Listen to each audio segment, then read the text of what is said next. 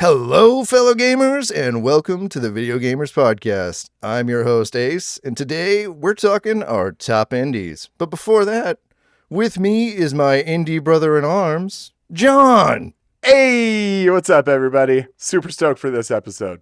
Oh, this is going to be a good one. I'm very excited for this one. And, of course, my newest recruit to the indie army, the one and only Ryan. Listen, I'm slowly accepting that some indie games are good. I'll take that. Yeah, Ace, I would be a little hesitant to name him amongst our ranks just yet. With his very, very lukewarm response to Claire Obscure, I don't know. He might be a defector in the making. That could have been a AAA game. I would have the same response. So the developer made no difference. Well, clearly, because it didn't make any difference for you how you felt about it. But I mean, Baldur's Gate 3 won Game of the Year. It's an indie technically, so I'm thinking we're probably going to see another indie win Game of the Year, if you ask me. There's two great contenders so far. I mean, between Claire Obscure and Kingdom Come. Do we actually even consider Kingdom Come 2? I think technically 2 isn't, but 1 is. It's just semantics, all sorts of stuff like that. But we got a real exciting episode here where we're going to break down our personal top 5 indies, and I'm very excited because I definitely have a lot I really want to talk about. I know you definitely do. I was like, when you mentioned that this was going to be the topic of this show and we're sort of curating it, I started thinking immediately, and I was like, my top 5 indies is almost my top 5 just games in general. We've had several conversations about this where indie games tend to feel like they have a lot more heart and they're able to take better risks because the financial risk is not as important. Well, it's probably more important, honestly. It's probably pretty devastating, honestly. They're putting a lot on the line. Yeah, exactly. It's sink or swim. Yeah, a bad game will probably tank an independent studio, but it happens with the bigger titles too. Anyway, most of my favorite games are indies, so this is awesome.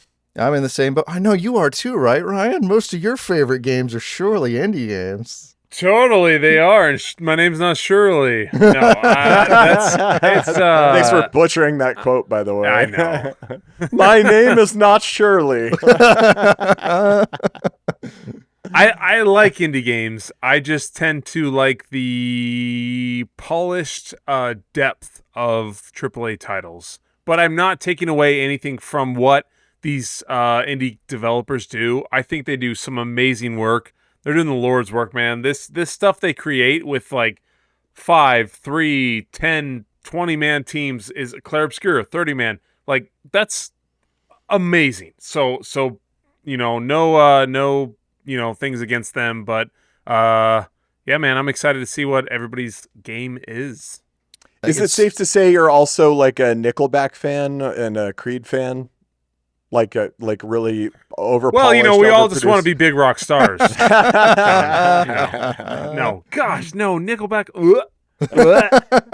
I can't say the name without. They made a lot of money, though. I'll tell you that much. They're doing something right. They're still around. There's a lot of big steamy piles of poop that have made a lot of money. So did McDonald's, but here we are. Yeah, at least they're consistently poopy. I mean, I love talking about, what's coming out in the indie scene, but I definitely love talking about what I already love from the indie scene. So this episode is going to be very fun for me because, like I've said before, I think indies are the purest form of a game. It's the dream straight from the mind of a developer, completely unfiltered, as long as it's legal. What's interesting, Ace? I'm curious about your feedback on this. I feel. Are you familiar with A24 movies? Yes. Yes. Okay. So they ended up rising to prominence, and they're releasing a lot of movies now because the AAA movie titles have lost so much money over time. Like, they've become stale and sort of repetitive. And A24 started investing in these more like esoteric titles that have done really well on smaller budgets.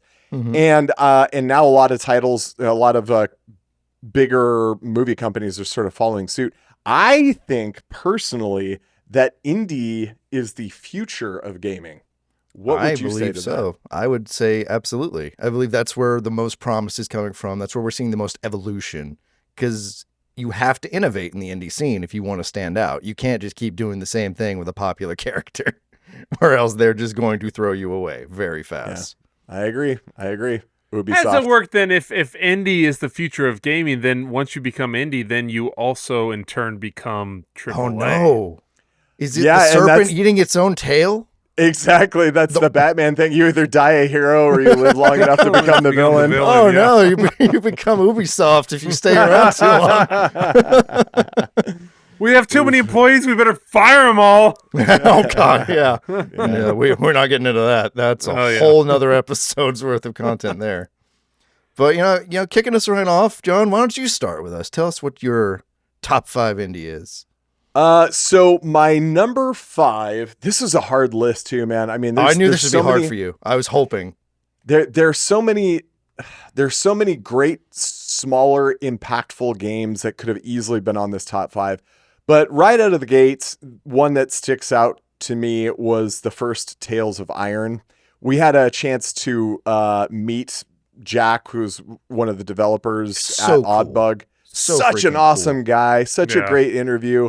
And such a great game, man. The art style, the sort of Souls-like mechanics on a 2D, really unique 2D aesthetic in that game. That game just really knocked it out of the park. The narrative was great. The kind of medieval rats and the thick black outline, everything about it just really clicked with me, man. And, I'm glad to see that they've had such success with a dev team of, what was it, like 5 people or 6 people or something like that? It was real small because they don't even have an office, he said. They do everything remote. They do everything is remote. Yeah, their audio people live in a different country. It's like crazy, man. So to see the little guy be so successful on such a novel concept was awesome, and I just loved playing that game.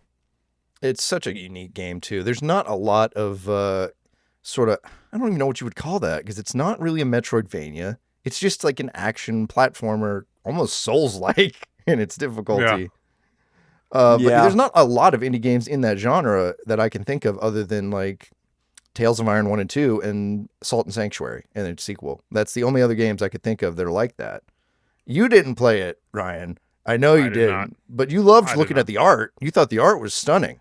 I thought it was awesome. I thought it was amazing how they kind of layer everything, how the look of the game, that's what you see when you play it. So like it has that is so impactful. It's so meaningful. Like you have to have something that looks good and looks intriguing when you're going to play a game, or if you're enticed to play something. So for an indie studio to put what they did forth, like it was pretty cool to see, and then talk to them with Tales of Iron 2 and stuff. Like it's awesome. So it's a solid pick for sure. Oh yeah, absolutely. Like getting to see the heart of that was so cool. Mm-hmm. But I guess I'll take the next step here, and I want to talk about The Messenger. I actually made a little short for The Messenger back before we did Facecam and anything like that over on our Instagram. That one kind of popped off a little bit, I will say. If you haven't checked out our Instagram, go check it out. We have some great content over there. Great plug, Ace. There you go. Hey, I'm putting content. We're going to make a businessman out of you. But The Messenger is a super cool game. So it starts off like an 8-bit sort of running, not hack and slash platformer. I almost said run and gun. There's no guns in The Messenger. But it's a hack and slash platformer similar to like Ninja Gaiden or such. But halfway through the game, you get to time travel. And when you time travel, it also upgrades the amount of bits you get, and the graphics change from 8-bit into 16-bit. And now it is an open world Metroidvania. It's got great humor, it's got great graphics, and an incredible soundtrack. Like, I am not kidding.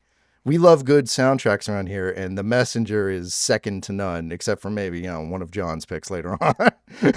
Well, and one of your, actually several of mine and several of yours. I mean, like, when I'm looking at the remainder of my top 5, like, man, the soundtrack stands out in all of them. And your list too, dude. That is something that seems to be ubiquitous in we brought it up before. We brought it up several times. The music in indie games is just incredible. And it's weird. Like, why is that the case? Like, obviously AAA games, they're willing to invest in it. they have to have a dedication to like the graphics and all these other things, but like, man, the indie games seem like they don't have the money, they don't have the resources to do something like this, but they always seem to pick the right theme and the right music to match their game, and it always just plays out perfectly. Like it's wild how well in indie games the music matches. I'm going to say it's just because they're willing to take the time and invest into it, because this is their vision. This is their project. They want it to be perfect versus like a AAA studio, which is like, oh, we could cut some budget there. That's my guess. But what do you think, John? Oh, I don't know. John agrees. I know. John doesn't look like he agrees with me. Well, I don't think either of you are really off base. I think it is more about the intent when you're making the game. And it also honestly has to do with the budget. I think that when you have a small budget, it requires you to be very creative and selective with it. I think something that I've noticed with indie games, like Tales of Iron is a great representation of this, or Slay the Spire even, is that because there's such a limited budget, they have to lean into style to carry itself, and they're not worried about it being the most expansive or timely or anything. It's just more, is this a good piece of art? Is this a good track? Does this resonate with us? It might not be like the most popular thing or the most current thing, but like it means something to this game. The visual style carries a lot too. Tales of Iron, if you were to pick it up today, the game's several years old. It looks like it's brand new. It looks and it plays like it's brand new. If you were to pick up like, I don't know, Halo 3 or one of the older like beat 'em up God of Wars or whatever, they didn't age too well, man. There's something about a small budget. This extends itself to movies too, but smaller budget things tend to last a bit longer, and I think maybe have a bit more of a resonant impact, if not a bigger splash, like some of the AAA titles. You tend to focus on the core of something, like the heart of something, more than the extra riz and flair and all that type of stuff. So, it does have some sort of longevity, and something that could be good 30 years ago would be good now, because it's got that core and that base to it, Yeah, it really makes them stand out. All right, Ryan, sure. Why don't you give us your number 5? It's your turn. Yeah. So I'm going to go to the high-tech world of virtual reality. Yeah. I'm going to go with Super Hot. Oh, so, yeah. Super Hot is one of my absolute favorite VR games of all time. There is nothing like sitting, and I'm going to, if you guys can watch like VR or in a video, like you go like this, and you have your joysticks, and you have to dodge, and you can look up and down and stuff. That's how you play the game. It is so cool. What they did with this, like it's the Matrix, it's John Wick, it's like everything you can imagine of all the coolest action movies in a VR video game. That's why it's on my list. It is so much fun. It is just a cool, hey bud, you're over here, throw on this headset, play this game, and then anyone can pick it up. Anyone can just like pick up the coffee cup and like throw it at the stick figure, like you do with your VR controller. Like it's so good. So it's got to be on my top 5 for sure. I've almost picked up VR solely for Super Hot several times. It's worth it. I can honestly say, such a cool game. It's worth it. Among all the other things, just for Super Hot, it is such a fun game, dude. You would not be upset after you purchase this game. Nice. I mean, what's it? Time only moves when you move. That was the tagline for that they're game. the thing. You can stand still and you can look around and figure out what you got to do, and then you pick up a coffee cup, throw it, pick up your clip, and magazine, and then shoot, throw the knife, and it's just, there's nothing like it, man. It's such a fun game that has a lot more depth than you would think, and especially if you're trying to beat it to certain prestige levels, like with timelines and other things like that. So it's not just kind of it doesn't get boring. So there's other achievements you can do. So it's a pretty cool game. That's a great pick, man. And again, like you're leaning into the indie sort of the indie part of gaming here for them to have come up with such a creative new game mechanic. Like I can't think of any games before that had that exact. I feel like it was one of the first to the VR scene too. Something the first big mainstream really VR cool game. I mean, personally, at least. Best pick of the night. Yeah, I know, guys. Thank you. Well, John, it's back to you. What do you got at number 4? Well, this is a game that, even though it's not my number 1, I think this is one of the most broadly appealing games because it is perfect in so many respects. It is a game that you can play for a couple of minutes at a time. It's a game that you can play for a few hours at a time. It's a game that you can take with you anywhere you want to go. It's a game with virtually endless replayability and also gets to a point where it can be punishingly brutal. This is a game that many people out there know. It's one of the more successful indie games out there, and it is a little game called Hades. I feel like we bring up Hades a lot around here. I ain't mad about it. Before my wife and I sold our business in 2022, we did a lot of traveling around the U.S., appearing at conferences and that kind of thing. And Hades was like a constant buddy of mine at airports and train stations and bus stations. It was always on my Switch and always just a couple of clicks away.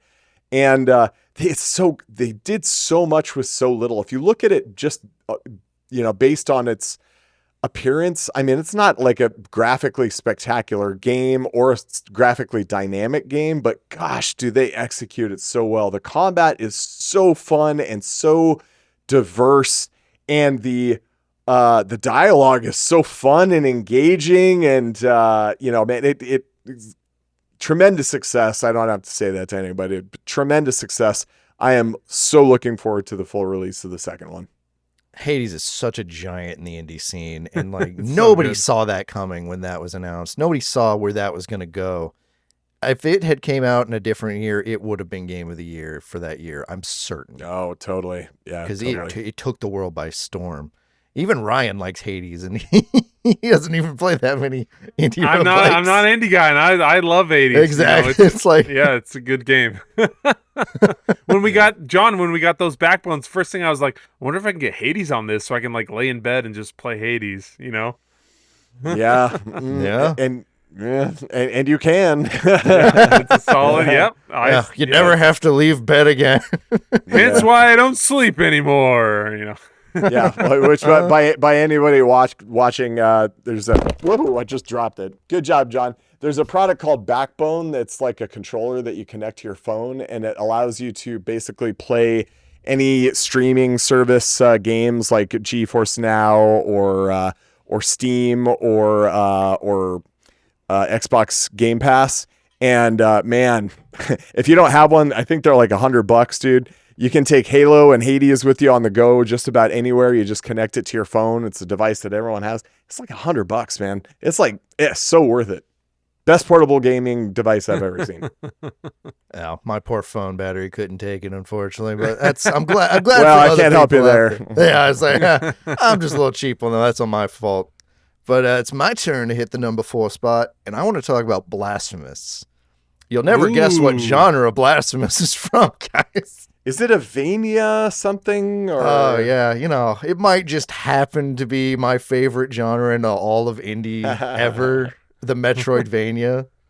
No.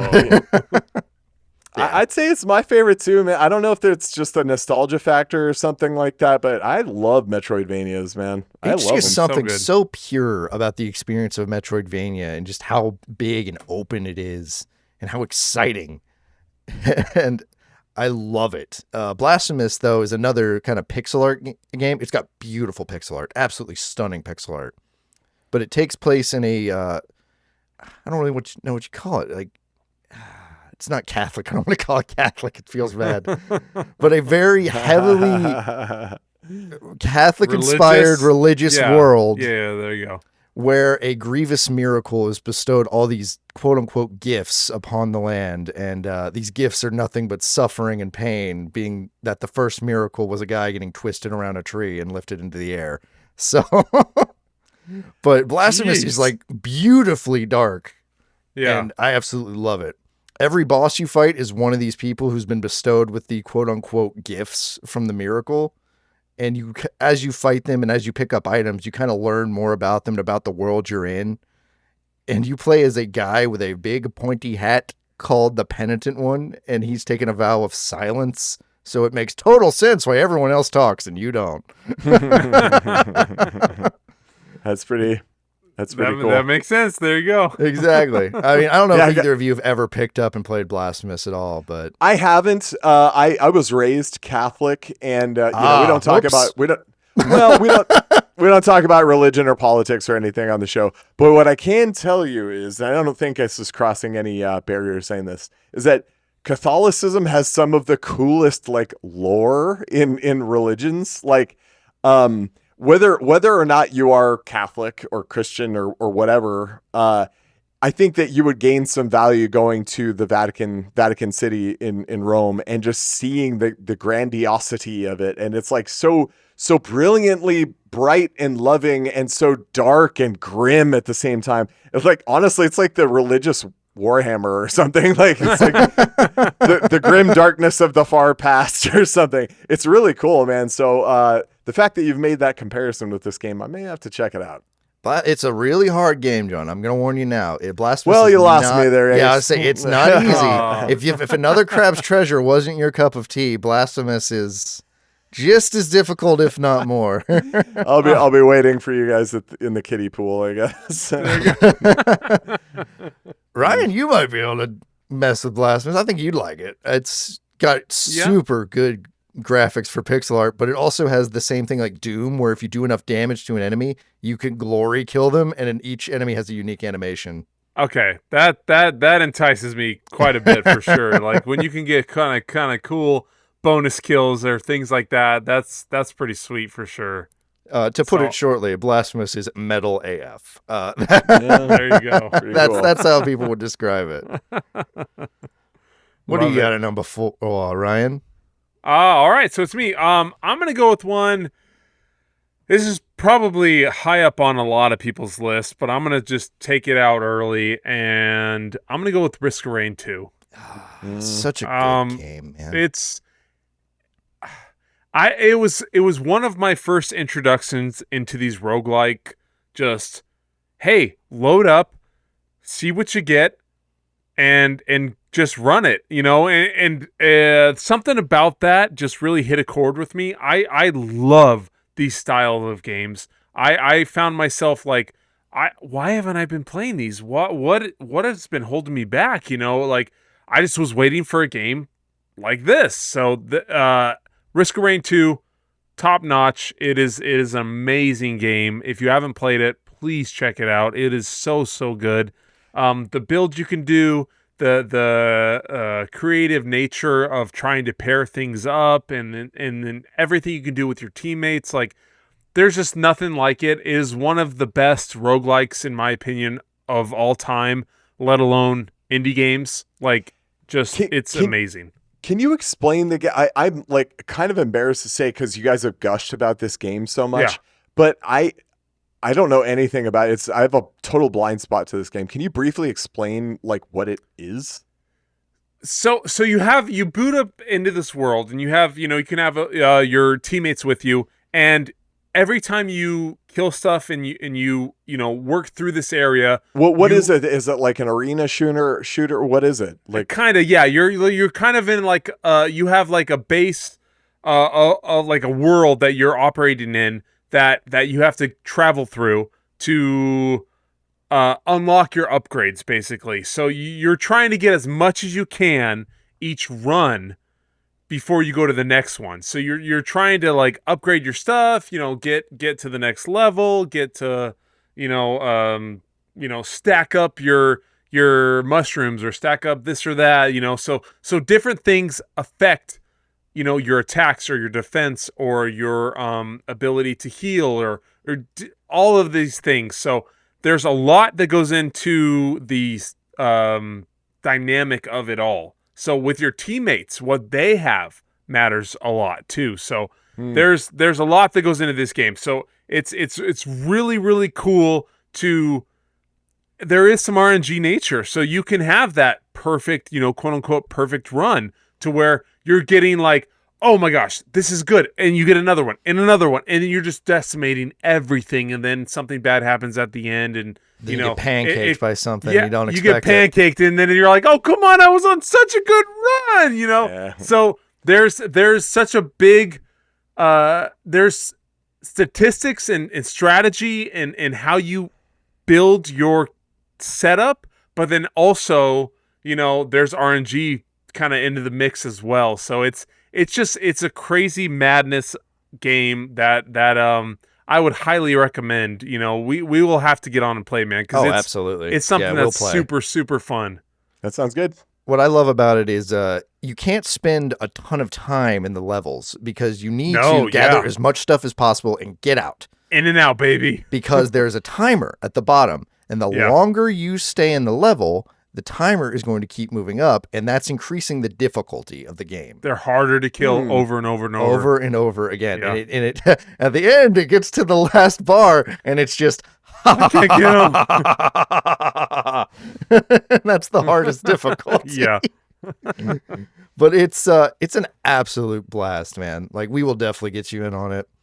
It's a 3D roguelike too, so it's very interesting to see like roguelikes within 3D environments like that, because that's not a very common thing within the indie scene. Yeah, I would agree with you on that. Yeah. But you want to go ahead and give us your third one, John? Yeah, so I had a tough time with this one because there's kind of like a sort of a subgenre in indie games that really speaks to me, and it's the smaller sort of like action platformer horror games, like the whimsical horror games. And so there's like kind of like a couple of honorable mentions here, but like Limbo, I loved Limbo. Inside, I loved Inside. Either of those could have taken this, but this game is so impactful for me, especially on a soundtrack level, that the whole game is just brilliant to me. I love it. This could have easily been like a number one game of all time contender for me. And it made it even cooler that we got to talk to not only the narrative director of this game, but also the composer of this game. And it is a game called Little Nightmares 2. I've talked about it quite a bit on our Discord, where we kind of give each other game recommendations. The game only takes maybe 5 to 6 hours to beat, maybe a little longer if you want to really string it out or whatever. But the story, basically you take the role of a nameless character who is running through these perfectly crafted little horror sequences, and you're kind of like unraveling the story as it goes, and it builds on the lore that was established in the first one. And I love it because there's not a lot of exposition. You like are discovering what the story is, what the game is all about as you're playing it, with basically no dialogue. But the ending of this game is one of the most like I get chills just like thinking about the ending. It is so good, guys. I mean, like you can find it on like Nintendo eStore or Steam pretty cheap now. It's been out for a while, and for the price of a movie ticket, basically you're gonna get one of the most, if not the most, finely crafted horror experiences that I've ever played. I cannot recommend it enough. And it helps that the people who made the game are freaking awesome people too. That always helps. Getting to know that the people who made your game are pretty rad. I have not played the second game. I bought it. I haven't played it yet. But I played the first game and its DLC, as well as a mobile game that no longer exists. But yeah, see, and this is tough, I think. I really liked the first game quite a bit. The first game was really good, and it's funny because my next game kind of falls into the same trap. So we'll get to that in a second. But the first game was good, but I think that if you didn't like really like it, you might not have been so compelled to play the second one. But the second one is like leaps and bounds better than the first one. Ace, bro, you've got, it's worth a few hours. I'm gonna get to it. I was out of just your curious weekend. what makes it like the step above for you. Yeah, what Ryan, really I don't know if stands you're out? into this, but that like it would be very, very well worth your time too. Yeah, I haven't checked this one out, but you know, from what you guys say, maybe it's something I should, you know. Yeah. Did you ever play the first one, Ryan? I did not. No. I'm not gonna say I'm embarrassed because I don't care, but I'm not a big indie guy. But I'm learning to be. I'm learning the power of the indie. I'm learning what they have to offer, and kind of the untapped world from a lot of the mainstream stuff. It's like, you know all the people that are like, oh, I've been listening to them forever with music. It's like, yeah. You have that kind of underground of music. That's indie games. Like, this is the underground. This is cool stuff that people are overlooking. You want to be cool, man? This is what you listen to if you're be cool, man. Check out this game, you know? So, like, but then once it's cool, then is it cool, you know? Yeah, I get that. I also get like breaking in your palette for indie games too, with what's, you know, popular versus what's actually fun. Yeah. True. True. What about you, Ace? What's your number 3? For me, at number 3, I have Death's Door. Oh, great game! I was hoping to get that reaction. Great game. Yeah, that's another one of these. Or would you call that kind of like a horror game? Vaguely. I wouldn't maybe call it a horror game. Nah. It's not. I wouldn't call it. It's more like dark it's more fantasy, of a maybe. Existential crisis kind of game. Yeah. This is like basically like playing through your own Ghibli film. Is what it is for me. Oh, okay. You play as a little crow who is a servant of death, going around collecting souls, when suddenly during one of your missions, you're interrupted, and the soul is stolen and sent through Death's Door, and you have to retrieve it, otherwise you can never go home. And while you're in the real world, you're not immortal. So now the clock is ticking for you to get enough souls to open up Death's Door and get that thing back. No. But it's a super fun game, and especially if you take the challenge like I did to beat the entire thing with just the umbrella, which was the worst weapon in the game. You beat the game with an umbrella? Yeah, you have to pick up the umbrella at the beginning of the game and never unequip it. It's a trophy on PlayStation to get the platinum. Yep, it is the weakest weapon in the game. Weakest weapon, but you still can use the spells and stuff. So I upgraded the fireball and I just used that as my main attack. But that game, way to go. That game will hit you in spots you're not expecting with how it talks about mortality and the importance of death. And I'm not going to spoil what the twist is with the whole game because it's so freaking good. But if you like deep stories like that, as well as just a fun action adventure, very Zelda-esque, honestly, if I had to compare it to something, then Death's Door is definitely for you. You would, I think, like it, right? I think you could get down with it. Yeah. Yeah. I think it's a game that would have broad appeal. You know, there's a lot of indie games. There's a lot of indie games that fall into so it's like, man, if anyone just gave this a chance, they would love it. Like this would appeal to so many people. But again, sort of double-edged blade of being indie is that they don't have the marketing money to put, you know, a little title like Death's Door out in front of everybody's face. I talk with like other indie devs in other servers because, you know, I help them on Kickstarter, not like the main help, just donate to them. But I talk to them and we bring up Death's Door all the time. And we're like, whatever happened to those developers? And it's just like, it didn't take off, so they didn't get anywhere. But it's a beautiful game with stunning graphics that look just like a 3D Studio Ghibli, as well as just a great story and honestly a really fun protagonist design, if you ask me. Oh, all the character designs are great. Oh yeah, anything Studio Ghibli like is like, okay, I'll give it a shot or I'll take a look. You know, yeah. See, like I think that's enough to entice people to bring them in. Is if I tell them it's like playing a Studio Ghibli film. It's even got the dark parts that you don't talk about to your friends later on. We're just going to start comparing every movie or every game to a Studio Ghibli movie. We'll have that market cornered. We'll have the indie scene is like, boom, it's blowing up. All right, Ryan. So is it me? Yeah, hit us with your third, buddy. Oh, man. So I'm going to go with a game that Ace and I played quite a bit together. It is probably one of my favorite games that I've ever played, especially with a person. It is something that you just, every time you log in, you never know what's going to happen, what to expect, where you're going to go. And I'm going with Lethal Company. Yeah, it's the game where you dance like this. Yeah.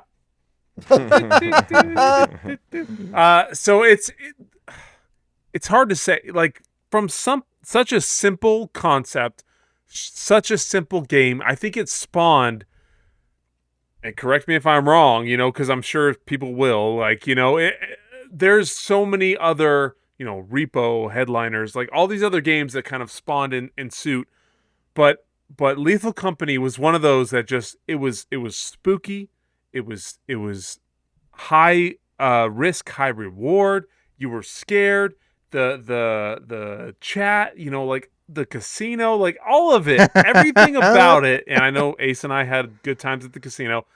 All of it was just amazing. It is one of my favorite games, let alone one of my favorite indie games. So it is way, way up there for me, but Lethal Company is way up there for me. I agree, dude. Lethal is such a great game, and it's such a good game to like introduce people to if you're like bringing them into gaming. For sure, because there's like a cushion, a wiggle room, Yeah, it's like this is something we can do together, and it's not super, mind-boggling hard to know all the buttons and things like that. It's just like you pick up stuff, you put stuff down, run for your life. The bees are coming. Oh yeah, all right. You go grab that hive. I'm going to lead the bees that way. Okay, that plan didn't work. That plan never works, Ryan. The plan never worked, but we tried it and it was close. And then we just had to execute. And then the fact that game has open mod support and it gets mods all the freaking time, like you mentioned the casino. The casino is a massive mod where you can gather all the scrap you need to meet quota. And then maybe you want to go risk it all for no reason. Ain't no risking, no biscuit, baby. Let's go. Like when you took my body and bet it all on black. Well, can't win if you don't play, Ace. That's all there is to it. Yeah, you're fair enough.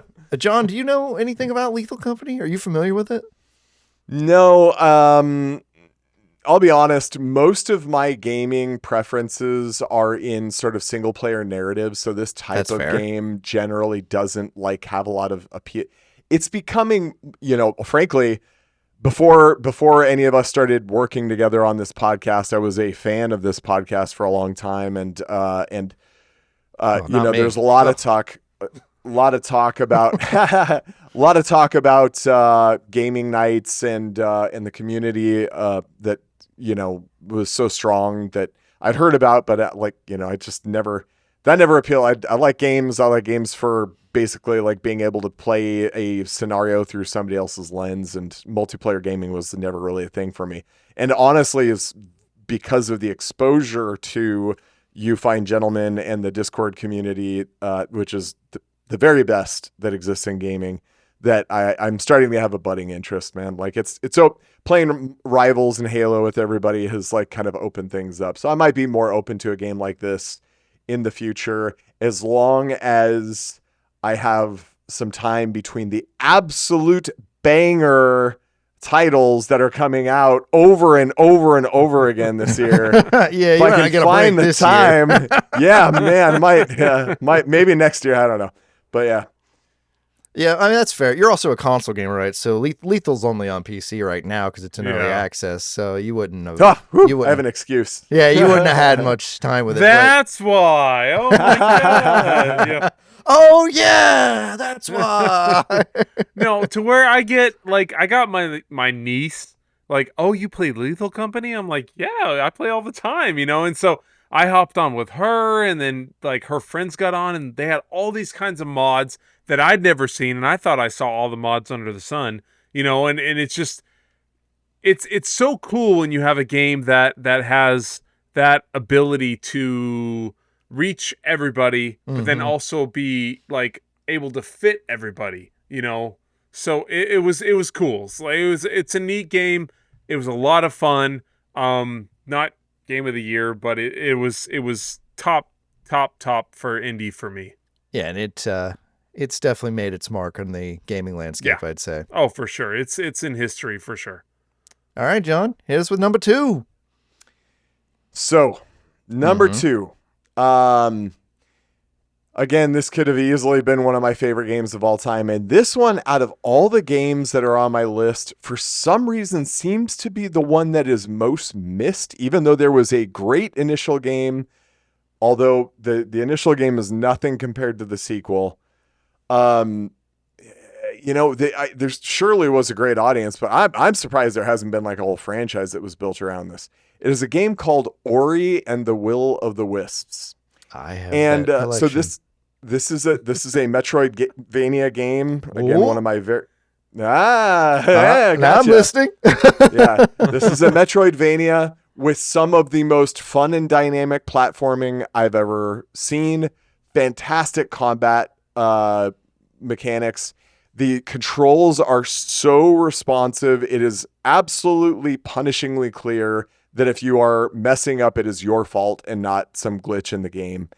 And it looks something like if Pixar and perhaps like a Tim Burton movie or something had a love baby and sprinkled in some really great score, from outside of that. It is such a gorgeous game through and through. Like when I think of beautiful games, it is probably the most beautiful game I've ever played. And again, it's a game that should have a lot of broad appeal. The character design is fantastic. It would appeal to you whether you are somebody who is younger or older. Very, very little in the way of exposition. It's another game that you're sort of discovering as it comes. And man, the character design for the primary antagonist of this game, and then the reveal about the intentions behind it is so good. World-class storytelling. Beautiful game. Should be on everyone's list. It's been out for several years now. You can pick it up cheap. You could probably blitz through this game in 10 to 12 hours. Oh, wow. Very short. You could, but that's like if you wanted to blitz through it. It's probably more of a 20-hour game. Okay. Yeah, that sounds about right. But I would absolutely recommend it. It like anybody would enjoy playing this game. If for nothing else, then like Ace, what you and I were talking about, there's something just so pure about that Metroidvania dynamic where anybody can figure out the core mechanics of how to play these things pretty easily, and it is one of the it's very easy to grasp. And I also do really appreciate a game that can tell a story without words. I think that's something very impressive to be able to do that you don't have to have it all exposition dumped on you all the freaking time. Like, and that's coming from someone who said like last time on the Blueprints episode, like, I need the yellow paint. Yeah, that's funny. Yeah, that's like, not to segue a little bit, but like Elden Ring is another great example of this. Yeah. Where if I'm being honest, man, I hate Souls-like games. I hate them. I hate games that you have to grind and grit your teeth through. Like, I don't want to feel sweaty when I'm getting through like a boss battle. I don't want to die. Like, those things make me want to throw my console across the room. I hate it. But the story was so good and unique where you're like, again, you're kind of discovering it as you're playing without a whole ton of exposition, without a whole ton of dialogue. And the dialogue that is there is open to interpretation. Man, that really makes a game for me, man. I love that games have the immersive capacity to be able to allow you to transport yourself into other universes and take a break from your reality, man. And and Ori is both games, but especially the second one is such a great representative example of being able to do that. It's like Did you ever see Never Ending Story by any chance? Yes. Oh. Yes. Never ending story. Greg, timestamp this.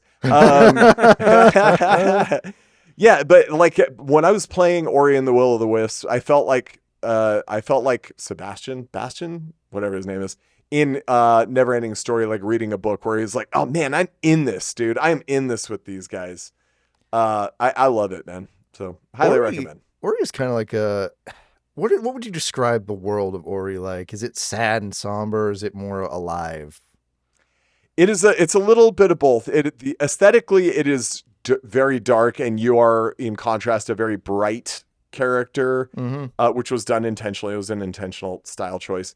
But if you were like going through, a good example would be like if you've ever been on a Disney dark ride, like the slow moving dark rides where it's like dark on the inside because they don't want you to see the scaffolding and the lighting apparatus. Yeah, you can't see what the magic is. Oh yeah.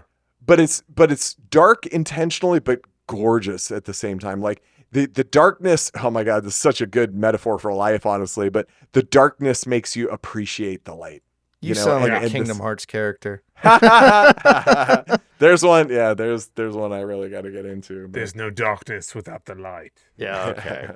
Now just throw in some stuff about hearts and happiness and you'll be all good to go. But what I was going to say is it's very interesting how we can find comfort in the immersion of worlds like that, where like maybe the character is not having a great time, but like you being in their world instead of them being in their world makes you feel better.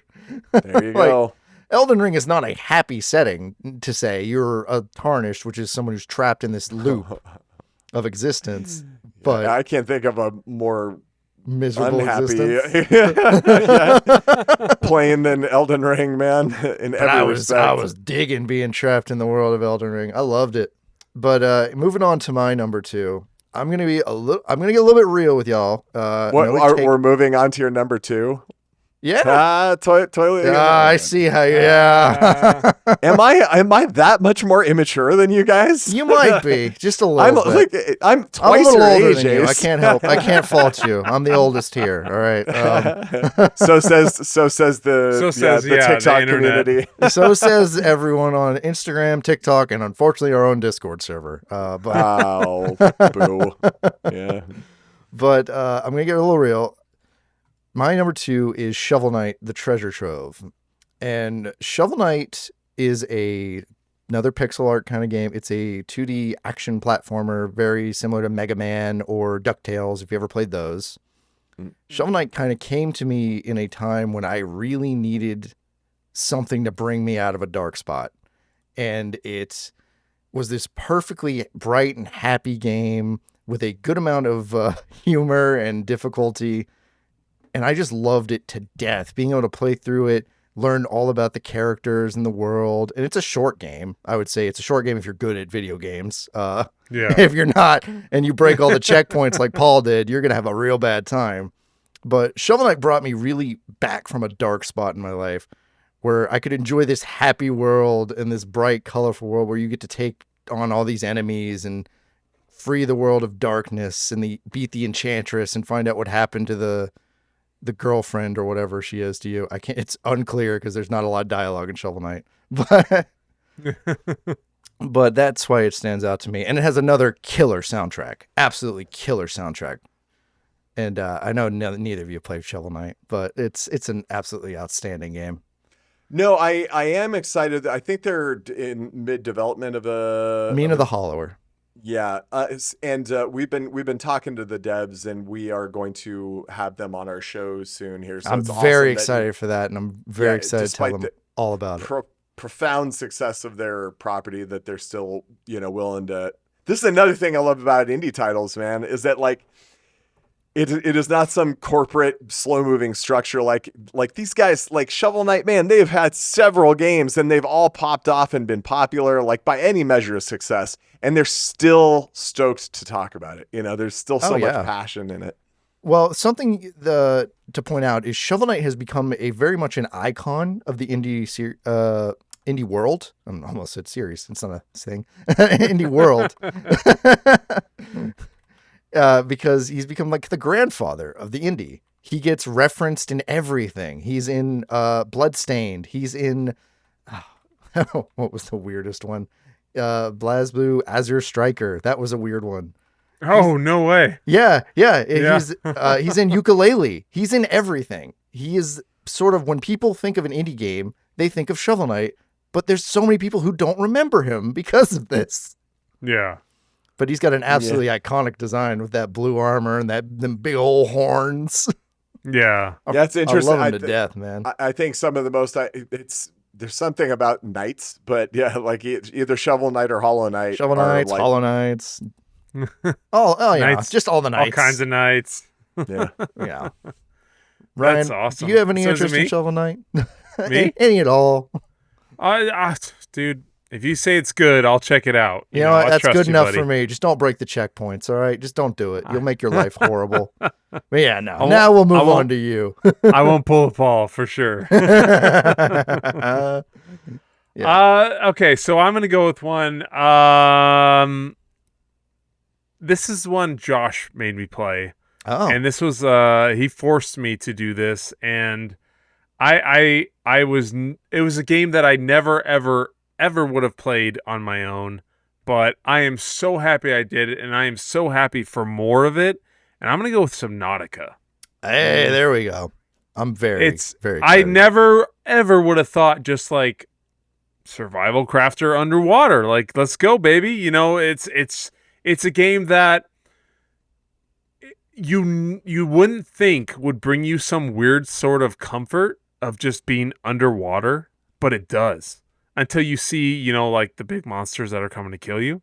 But other than that, like when you're just harvesting and you're cruising around and you're building and expanding on your base and doing what you need to do to pass through the levels, like it is a really, really solid game that just for whatever reason, and it's hard to, I can't put an exact point on why, but it just draws you in so well and makes you just want to play. And the story, I mean, in my opinion, it's not that good, but it still draws you in for whatever reason. Like, you're like, Ouch. oh, well, I want to know what happens to that guy. You know, it's like, it's not some amazing thing, but you're like, oh, I'm invested now. You know, like, I want to know. And you keep going because you keep climbing the depths, you know, of the ocean to see what else you can find. So it's just, it's a really, really cool game. I think they did an awesome job, and I can't wait to see what they do with, you know, any more of the IP.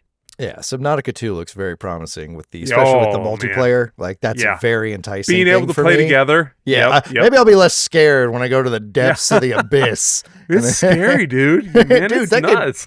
As someone who's terrified of like the depths of the ocean, Subnautica was it hit all the right spots for me to become a horror game instead of survival game. But I absolutely get what you're saying. It is a fantastic survival game. Are you much into survival games, John?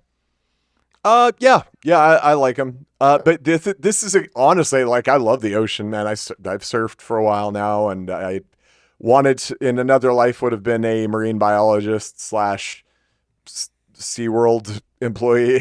Josh. You just want Josh's Dude, I'm life. so jealous. I got to swim with dolphins under very dubious circumstances in Mexico. Oh, okay. But Me man, too. it was awesome, dude. They're like water dogs, bro. But yeah, I love the ocean. Missed this game completely. Honestly, I would have never even heard of this game if it wasn't for this podcast. That's crazy to me. Well, right. It is crazy. And that is just representative of how many amazing games there are out there, man. And it's like, how do you even keep up? Yeah, that's what I'm struggling with right now. I understand that. Oh, so am I the only one here who hasn't swam with dolphins? I feel left out. Like, Brian? I think you are. Man. We'll hook you up. Oh, yeah. All right. We'll go to Mexico. It'll cost you me to the dolphins. $13 and a couple of tall boys. There you go. That's all you need. Subnautica is an all-timer, and if you haven't played it, you definitely should. All right, Definitely. John, you ready to take her home? I am ready to take her home. You know, I feel a bit weird talking about this one because I don't think we've talked about it enough. But it's a little game, I'm going to not bury the lead here, called Clair Obscure Expedition 33, which, guys, I want to tell you, I did a little bit of reflection on this. As I was playing it, it took me 60 hours to get through the game, and I still want to go back and play some more. But about 20 hours into the game, I was like, this might be the best game I've ever played. And I was really hyped for it. So it would have been very easy to let me down. And I was like, is this just recency bias? Like there's a lot of really good games out there, and maybe this is just a nostalgic thing for you. But I was like, no, man, I just played Ghost of Tsushima, which is, a lot of people would say that's among one of the better games out there. And, I really try to be pragmatic about this. And like, I'm playing it right now and I'm really emotionally invested in it right now, but is this really the best game that I've ever played? And 60 hours in, my wife was out of town. I was literally playing this game for 18 to 20 hours a day. You guys know I sleep 2 to 3 hours you don't sleep, so that doesn't surprise me at all. I was playing this game 18 to 20 hours a day. Wow. And I was upset at anything that I had to divert my attention. I was upset at this podcast. I was upset at my own biology. Like when I had to go pee, because I drink a ridiculous amount of coffee. When I had to go pee, I was like upset at my biology. I was like, maybe I can just maybe I can't talk about these things. Now. But maybe I could create some sort of apparatus so this will happen. Maybe I'll get a catheter. Maybe those are things that I could get. I was like, dude, obsessed with this game. I beat it and I'm like, oh, I can't think of it. It is all consuming. This game, guys, it is in every respect of the word, it is a work of art. The over the top nature of this from a visual and audio style, while maintaining such a firm grip on human emotions, is unbelievable. I have never experienced it in another game before, and I've got a high mark. We play a lot of games here, guys. This is a gaming podcast. We play a lot of games. It's very easy for us to get jaded. And, I'm a 43-year-old man at the time of this recording, and I have a lot of interests. I got a lot of things that I could be doing with my time. And I can't think of anything in my life more valuable, short of marrying my wife, which I have to throw in here in the odd chance that she listens to this, that has been a better use of my time than playing that freaking game, guys. I cannot give it a higher recommendation. That is some crazy high praise. Yeah. Which it's really hard for me to grasp the idea that there is a turn-based game that's better than Persona 5, because that is my peak of a turn-based game. Man, I love Persona 5. And I really love the story of Persona 5 and how it's all about, the little guy taking on the world, fighting injustice in your own way. But you guys have really been selling me on Clair Obscura Expedition 33, and I know I missed out on it because I just don't have time for it right now, but I really want to get to it. Yeah, and it's tough, man. Like I fear overselling it. Oh, John seems to really like this game, and I feel like I'm setting a really high standard for people to be disappointed. So what I'll say is, just y'all, though. It's everyone in our Discord. Like every single day, I can go in there and there's someone with like 1 million spoiler tags talking about the game. Oh my god, I've never seen so much redacted text in my life, man. It's like this is like our indie channel is like straight out of Roswell, New Mexico. Like it's just completely redacted with all these spoiler things. But yeah, it's a game that, like, I don't want to share too much about the story like we did in the deep dive. It is a game that is best going into it knowing as little as possible. I will say that, like Ryan, I don't like Souls-like games. If you don't like turn-based combat, it's probably not going to be your cup of tea. But if you have any tolerance at all for turn-based combat, it is the best turn-based combat that I've ever played in a game. And the story is the best. It is my favorite story that I've ever played in a game, man. So, like I don't cry very often. Like I cried when my dog died, and I cried at the end of Edward Scissorhands, and I think that's it. But I came very close to tears. That's a good one too. I came close to tears. I came close to tears several times. And man, dude, like the ending of this game, oh, bro, like it would have, there's so many opportunities for them to have dropped the ball on this game. And dude, up until the very last frame, it kept you engaged. And oh, what a gut dropping reveal at the end, man. Oh, it's so good. It is so good. What did you feel about the ending, Ryan? I'll let you know when I get there for sure. I hopefully you got a couple of 100 years to wait, but I will say to see what the reaction between John and then honestly like Josh, who's never finished a game in his life, who played 40 to 45 hours to finish this thing at like 11 or 12 at night. He's an old man. He doesn't stay up past 9. Like he stayed up late and he finished this game to beat it. And like, there's something to be said about that. There is depth to this game. It didn't sit with me. It's not my type, but I can still recognize a good game, even if it's not for me. I can recognize an amazing culinary dish. Like, wow, this is beautiful. It is presented well. Everything about it is awesome.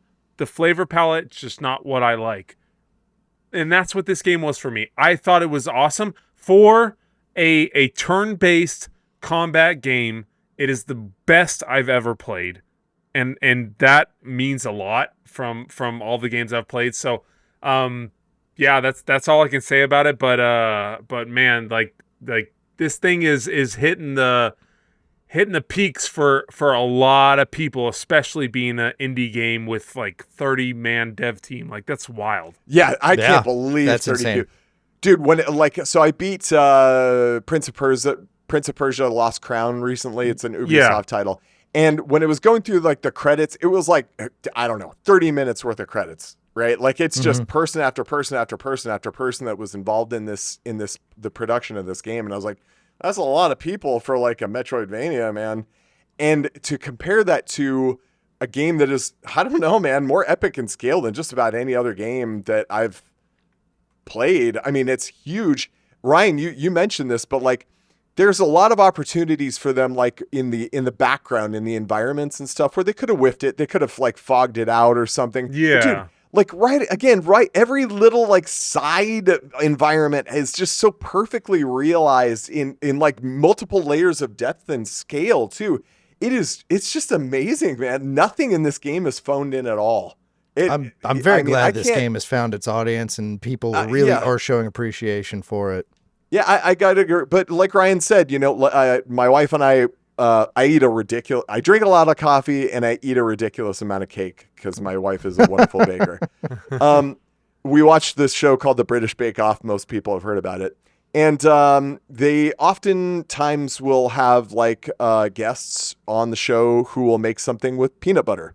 And the British folk don't eat peanut butter like we do in the United States. What? I love peanut butter. Who doesn't like peanut butter? It's hard for me to imagine. Unless you're allergic to it, I don't see why you wouldn't like it.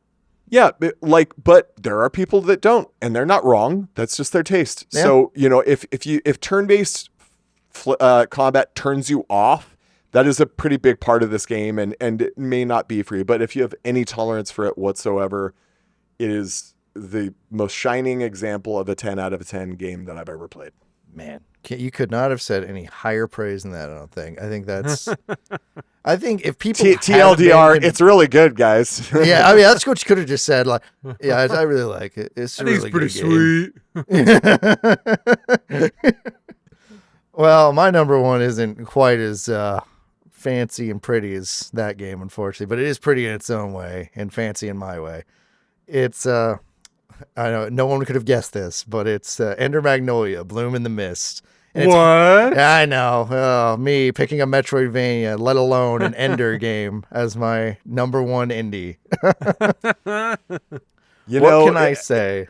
Ace, you've talked about this a lot, and it's going to be really hard for me to, like, I tried to play a couple of games this morning. I played Slay the Spire, which is low lift. Like, I've been a Magic the Gathering player for a long time, and it's like basically like virtual Magic the Gathering. Slay the Spire, underrated and cheap, by the way. Great mobile game. Great game Sequel to coming. play if you're. Yeah, can't wait, man. I tried to play a couple other like AAA titles this morning, and it's just like nothing is filling that same. Nothing's satisfying me after playing Expedition 33. So I might have to do Ender Lilies. Dive into the world of Ender Lilies or Ender Magnolia. I highly recommend starting with Ender Lilies, but just because I like both, and the music in both is really good. All right, so sell me on it. Why should I play this game? Well, Ryan, call. I've got great news for you. There's a podcast episode all about it. You could find it in our feed. You don't say. Could you tell me the name of this podcast? It just happens to be the exact same name as the podcast you're listening to. Is it very on the nose? I love it. Is it the Video Gamers podcast? But Ender Magnolia is a absolutely stunning game that I've sung its praises so many times, where it's another one of those instances of being where the immersion is a really big part of it for me. Even though the world you're immersing yourself in is basically on the verge of collapse and it's not a great place to be. Your protagonist may be alone, but because you're there with her, maybe she doesn't feel so alone because you're there. That's kind of how I felt about it. And that's a little bit sappy and stupid, but that's how I felt. No, man, your connection. That's the thing is especially with these indies, I almost feel like, you develop a little bit of a closer connection to the game, to the characters. Absolutely. Like, cause it doesn't feel so hollow. Like you have that depth. This game is close to you and it's meaningful to you. So, I understand like where you're coming from. So I know we all know, anyone that knows you knows these games and knows what you love about them. So like, I get it. But it's cool to see like you explain it, and I'm hopeful that other people kind of look into this and maybe kind of get the same feeling that you do. I mean, the first game, you're the last surviving descendant of a white priestess traveling through a blighted kingdom of Land's End all by your lonesome. Only companions you have are the dead spirits that you have control over because you are a white priestess, and you're just trying to defeat this blight and get rid of this sickness that's killing everything, sort of break the cycle of what's going on. And then the second game, you play as a totally different person who's related to the bloodline of the White Priestess, but you're still just another girl named Lilac, all alone in this land of fumes, traveling with homunculi robots as your only companions. There are more living people to talk to in Bloom in the Mist, where you'll make connections with them, and it's a lot bigger of a world and bigger story, and it all kind of clicks together. I'm not going to spoil any of the story for you because it's really good. Yeah. But it's got beautiful artwork. It's got beautiful music. It's all just absolutely stunning. And I think anyone should be playing Ender Lilies or Ender Magnolia. All right, Ryan. There it go. You heard it here first. Play that game. But listen to our episode first. That's right. Yeah, so is it me? Go ahead and wrap it up for us, buddy. Man, I'm going with I'm going to keep it short and sweet. You ready? Uh-huh. Rockin' Stone. Come on, John. Yeah, I know nothing about this game. You can still say the words. You can say it. Just do it. Just slowly. Come on. Say it with us now. Come on, John. You can say the words. Just say it. Say Rockin' Stone. Say it. Rockin' Stone! Rockin' Stone! Oh, I love it. There's not too much like this game. This is a community game. This is a feel part of the crowd game. You are just one of the divers that one of many. You're diving down, and that's why you yell Rockin' Stone. This game is awesome. Deep Rock Galactic, the Deep Rock Galactic Survivor was also equally cool. There's a lot of cool little spin-offs. Awesome game, awesome developers, very attentive to their clientele. They are really, really amazing, and I think this game is amazing, and it's done nothing but bring smiles to my face and everyone else's that I've been playing with. So That's going to be my last pick for sure. That's a great last pick. I think everyone should play Deep Rock Galactic. And everyone should check it out. We will definitely get you in on a session of Deep Rock, John, because we could just pick it up on the Xbox store. We've said that several times today, man. It's going to be a marathon. Hey, okay, this isn't like a story game. You just can play one session. He's done with Clair Obscura, so now we can pull him away. Yeah. You know? Well, maybe. We'll see. Yeah, we'll see. I think I'm going back in, man. Plug me into the machine. We're just gonna lose John I just want to be there forever. Yep. One game, dude. Well, I am Gustav. Fellas, I've rambled on about indies for a little too long, it seems, because our time is up. But thank you so much, everyone, for listening. We truly appreciate it. John, how can people help the show? Well, you're going to find all of this information in the episode description on your player of choice, whether that's YouTube, Spotify, or Apple, or whatever third-party janky thing you're using. No offense to the janky providers out there. But if you'd like to support us, one of the best ways you can do that is to rate us 5 stars and leave us a review on your platform. As an independent podcast, you have no idea how much that goes towards keeping us going and helping us find new audience. If you'd like to be a part of the story, please sign up for our Discord. We've got almost 1,000 gamers on that. It's the best, most positive, engaging community in gaming. I say that. We all say that and hold firm to it. It's a wonderful environment. I've made like real friends through this, and you will too. It's a great, welcoming community. If you want to take your support a step further, you can find information on our Patreon there. You get lots of fun perks.